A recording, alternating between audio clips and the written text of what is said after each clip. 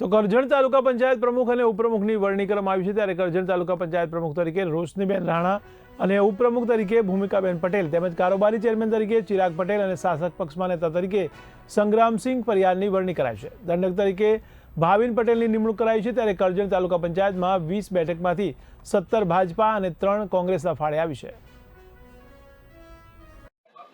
આજે પ્રમુખ અને ઉપપ્રમુખની આજે ગુજરાત પ્રદેશ ભારતીય જનતા પાર્ટી દ્વારા જે નિમણૂક કરવામાં આવી છે એની અંદર કરજણ તાલુકા પંચાયતની અંદર આજે પ્રમુખ તરીકે રોશનીબેન જયદીપસિંહ રાણા અને ઉપપ્રમુખ તરીકે ભૂમિકાબેન ચંદ્રકાંતભાઈ પટેલની નિમણૂક કરવામાં આવી છે।